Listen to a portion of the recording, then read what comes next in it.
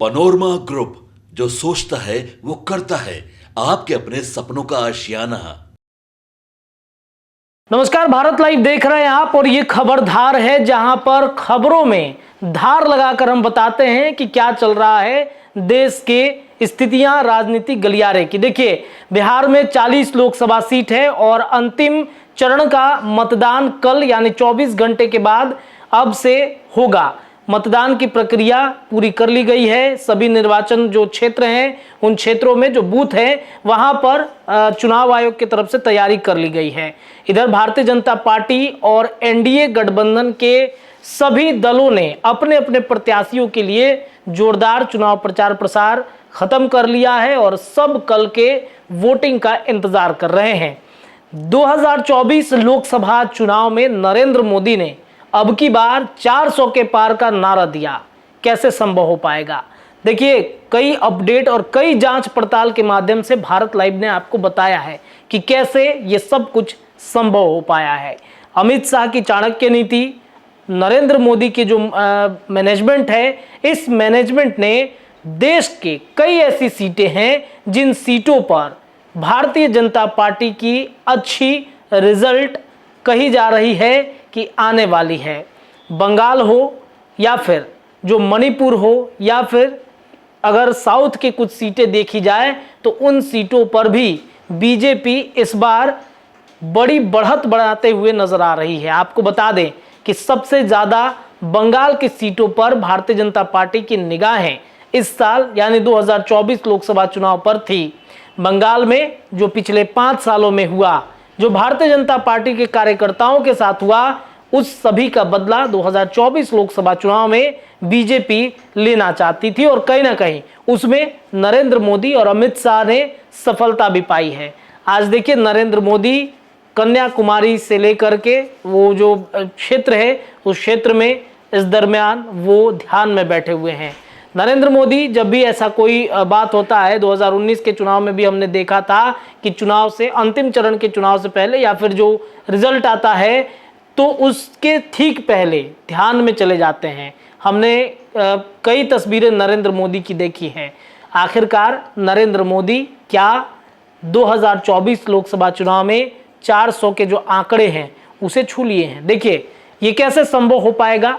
BJP की निगाहें इस बार सबसे ज़्यादा पश्चिम बंगाल के उन क्षेत्रों में रही है जहां पर वामपंथियों का गढ़ है। बंगाल जो पहले कभी वामपंथियों का गढ़ हुआ करता था, अब कुछ क्षेत्र में वो आकर सीमित हो गया है और उस क्षेत्र में बीजेपी अपनी पकड़ मजबूत करना चाहती है। बंगाल की एक सीट है जिसका नाम है जादवपुर और ये चर्चित सीट बंगाल की है। जादवपुर में भारतीय जनता पार्टी चाहती है कि इस सीट पर हमारा कब्जा हो। चलिए, कुछ डाटा है, कुछ आंकड़े हैं। इस आंकड़ों के मुताबिक हम आपको समझाते हैं कि कमल खिलाने का ताल कैसे भारतीय जनता पार्टी ठोक रही है। इंद्रजीत गुप्ता व सोमनाथ चटर्जी जैसे दिग्गज वामपंथी नेता इस सीट से चुनाव लड़ते रहे हैं। चुनाव तृणमूल कांग्रेस की सहयोगी घोष का इस बार मुकाबला भाजपा के अनी बार्न से है। देखिए, 2019 लोकसभा चुनाव में इसमें 2,95,239 मतों से तृणमूल प्रत्याशी मिमी चक्रवर्ती ने जीत हासिल की थी। भारतीय जनता पार्टी के प्रत्याशी लगभग 3 लाख वोटों से कहीं ना कहीं उनको हराया था। भाकपा माले के भी प्रत्याशियों को वहां पर सबसे ज़्यादा बढ़त बनी है। इस सीट से पूर्व लोकसभा अध्यक्ष सोमनाथ चटर्जी और पूर्व गृह मंत्री इंद्रजीत गुप्ता जैसे कद्दावर वामपंथी नेता सांसद रहे हैं। राज्य की वर्तमान मुख्यमंत्री व तृणमूल कांग्रेस सुप्रीमो ममता बनर्जी ने भी इस सीट से अपना संसदीय जीवन शुरू किया था। 1984 के आम चुनाव में ममता ने इस सीट से दिग्गज वामपंथी नेता सोमनाथ चटर्जी को हराकर सबसे चौंकाने वाला कदम उठाया था और पहली बार लोकसभा पहुंची थी। ममता तब कांग्रेस में थी। हालांकि 1989 में अगले चुनाव में इस सीट पर जादवपुर विश्वविद्यालय की ही प्रोफेसर मालिनी भट्टाचार्य ने ममता को हराकर यहां से उन्हें बाहर का रास्ता दिखा दिया था।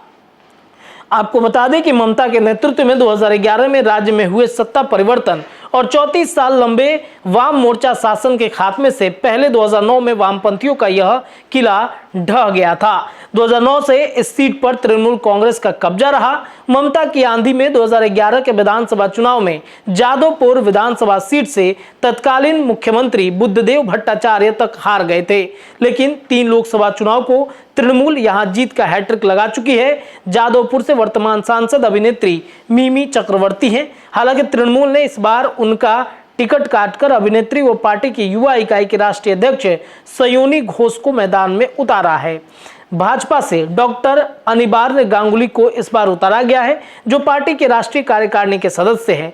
वह doctor Shyama Prasad Mukherjee research foundation के अध्यक्ष भी हैं और उनकी अच्छी छवि है।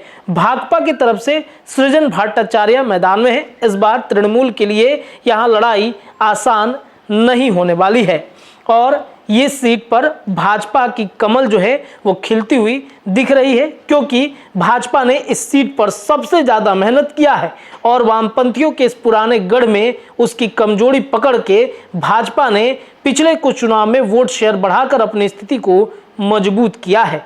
इसमें तृणमूल को कड़ी चुनौती मिल रही है और कभी वाम मोर्चा के गढ़ के रूप में पहचाने जाने वाले इस सीट के फिर से जीत हासिल करने के लिए भाकपा भी पूरा जोर शोर लगा रहा है।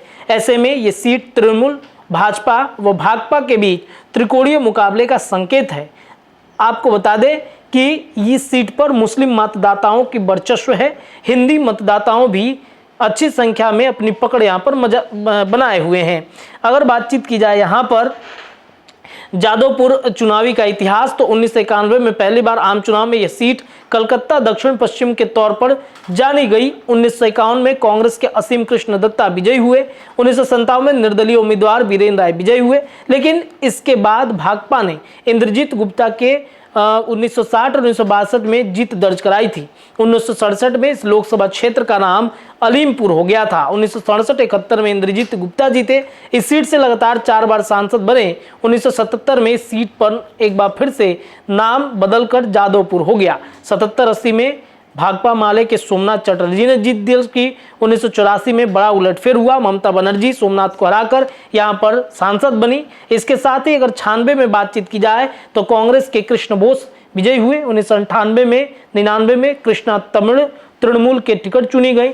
2014 में भाकपा ने यह सीट पर फिर से जीत हासिल की। भाकपा के सृजन निर्वाचित हुए, लेकिन 2009 में तृणमूल ने फिर से यह कब्जा कर लिया और उनका कब्जा अब तक है। लेकिन इस बार ये लड़ाई आसान नहीं है।